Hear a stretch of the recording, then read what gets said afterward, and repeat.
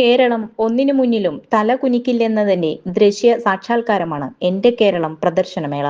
മന്ത്രി കെ രാജൻ. എന്റെ കേരളം പ്രദർശന വിപണനമേള മന്ത്രി കെ രാജൻ ഉദ്ഘാടനം ചെയ്തു.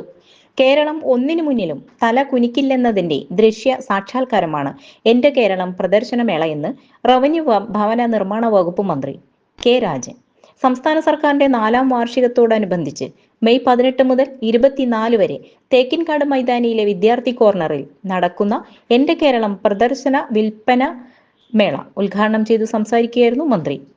ആധുനിക കാലത്ത് അത്ഭുതപ്പെടുത്തുന്ന നിരവധി കേരള മോഡലുകൾ കഴിഞ്ഞ 9 വർഷത്തിൽ സാധ്യമാക്കിയെന്ന അനുഭവത്തിന്റെ കരുത്തോടെയാണ് പിണറായി സർക്കാർ 10ാം വാർഷികത്തിലേക്ക് കടക്കുന്നതെന്നും മന്ത്രി പറഞ്ഞു.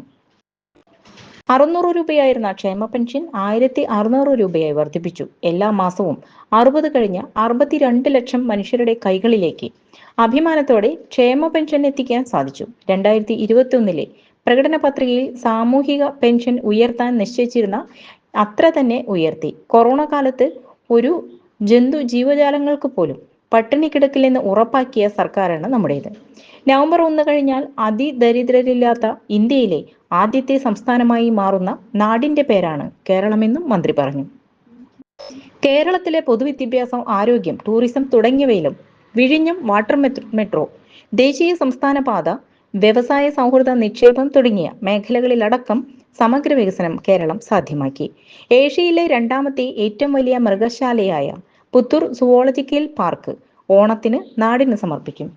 3ാമത്തെ സ്പോർട്സ് ഡിവിഷനായി അന്താരാഷ്ട്ര നിലവിലുള്ള പ്രത്യേകതകളോടുകൂടി കുന്നംകുളത്തെ സ്പോർട്സ് സ്റ്റേഡിയം മാറാൻ പോകുന്നു. തൃശൂരിലെ മെഡിക്കൽ കോളേജ് കേന്ദ്രമാക്കി 100 കോടി രൂപയുടെ വികസന പ്രവർത്തനങ്ങൾ കിഫ്ബിയിൽ നിന്ന് ഉൾപ്പെടുത്തി ജില്ലയിലെ റോഡുകളിലും മറ്റു മേഖലയിലും നടക്കുന്ന വികസന പ്രവർത്തനങ്ങൾ അടക്കം അത്ഭുതകരമായ മാറ്റത്തിലേക്കാണ് നമ്മുടെ നാട് പോകുന്നതെന്ന് മന്ത്രി പറഞ്ഞു.